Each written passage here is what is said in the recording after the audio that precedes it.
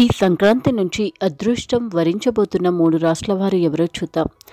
ఈ సంక్రాంతి నుంచి దక్షిణాయనం ముగిసి ఉత్తరాయణం ప్రారంభమవుతుంది. ముఖ్యంగా సూర్యుడు ధనుస్సు రాశిలో నుంచి మకర రాశి సంచారంలోకి ప్రారంభమవుతాడు. అయితే సూర్యుడు ప్రతి నెల కూడా ఒక్కో రాశిలో సంచరించుతూ ఉంటాడు. అయితే అన్నింటికన్నా కూడా ధనుస్సు రాశి నుంచి మకర రాశిలోకి మారేటువంటి సంచారం చాలా ముఖ్యమైనది. ముఖ్యంగా ఇది ఉత్తరాయణ ప్రారంభ కాలంగా ఉంటుంది. అలాగే ఈ ఉత్తరాయణ ప్రారంభం రోజున మనము వాస్తు దేవుణ్ణి కనుక పూజించినట్లయితే మనము దక్షిణాయన కాలంలో చేసినటువంటి మన పాపాలన్నింటికీ కూడా విముక్తి పొందవచ్చు. అయితే సంక్రాంతి నుంచి ప్రతి ఒక్కరూ సంతోషంగా ఉండాలి అని, అలాగే అనుకున్నటువంటి పనులలో విజయాలు జరగాలి అని కోరుకుంటూ ఉంటారు. మన హిందూ సాంప్రదాయం ప్రకారం ముఖ్యమైనటువంటి పండుగలలో సంక్రాంతి ఒకటి. అందుకే సంక్రాంతి రోజు మనము 3 రోజులుగా చేసుకుంటాము. సంక్రాంతి పండుగను ముఖ్యంగా 3 రోజుల్లో ఎంతో వైభవంగా జరుపుకుంటూ ఉంటాము. ఎంతో విశిష్టమైనటువంటి ఈ సంక్రాంతి పండుగ రోజు నుంచి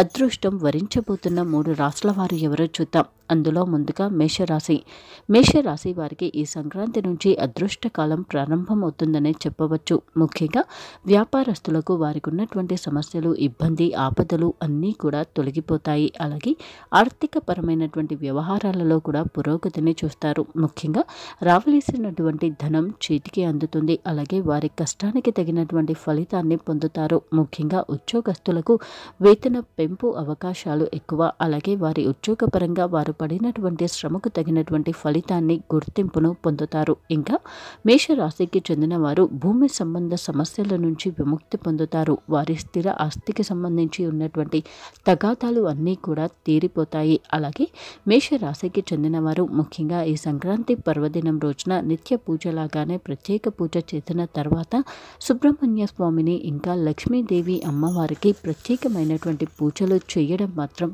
తప్పనిసరి. ఆ తర్వాత రాశి వృషభ రాశి వారికి అధిపతి శుక్రుడు. అలాగే వృషభ రాశి వారికి ఈ సంక్రాంతి నుంచి శుభ సమయం ప్రారంభమవుతుందని చెప్పవచ్చు. ముఖ్యంగా ఆరోగ్యపరంగా వారికి ఉన్నటువంటి అనారోగ్య సమస్యలు తీరిపోతాయి. ఇంకా క్రమంగా వారు ఆరోగ్యవంతులు అవుతారు. అలాగే ఉద్యోగపరంగా పదోన్నతి పొందే అవకాశాలు ఎక్కువ. ఇంకా నిరుద్యోగస్తులకు కూడా వారు అనుకున్నటువంటి దాంట్లో ఉద్యోగాన్ని పొందుతారు. ముఖ్యంగా స్థిర ఉద్యోగాన్ని పొందుతారు.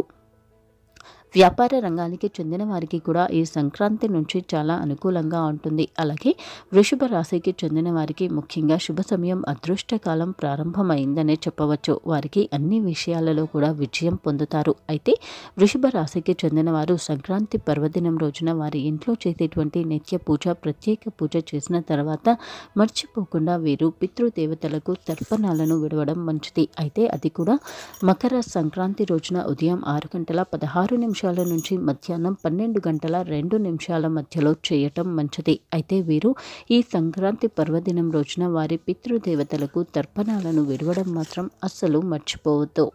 ఆ తర్వాత రాశి మకర రాశికి చెందిన వారికి ఈ సంక్రాంతి నుంచి పట్టిందల్లా బంగారంగానే ఉంటుంది. ఆర్థిక వ్యవహారాలు అనుకూలిస్తాయి. ఉన్నటువంటి ఆర్థిక సమస్యలు తీరిపోతాయి. అలాగే ఆరోగ్యపరమైనటువంటి జీవితాన్ని, ఆనందకరమైనటువంటి జీవితాన్ని వీరు గడపబోతున్నారు. ముఖ్యంగా శని వీరి నుంచి విముక్తి పొందుతుంది. శనీశ్వరుని యొక్క ప్రతికూల ప్రభావం అనేది వీరిపై తగ్గుతుంది. వ్యాపార రంగానికి చెందిన వారికి లాభాల బాట పడతారు. అలాగే ఉద్యోగపరంగా వీరు ఎప్పటి నుంచో పెండింగ్లో ఉంచినటువంటి పనులన్నీ కూడా పూర్తి అవుతాయి. ప్రతి దాంట్లో కూడా ఆశించిన ఫలితాన్ని పొందుతారు. అయితే సంక్రాంతి రోజున మకర రాశికి చెందిన వారు వారి ఇంట్లో నిత్య పూజ, ఇంకా ప్రత్యేక పూజ చేసిన తర్వాత వెంకటేశ్వర స్వామికి దీపారాధన చేయడం మర్చిపోకూడదు. అలాగే వెంకటేశ్వర స్వామి యొక్క నామస్మరణను ఆ రోజు అంతా కూడా చేసుకోవడం వారికి అనుకూలించే విషయం.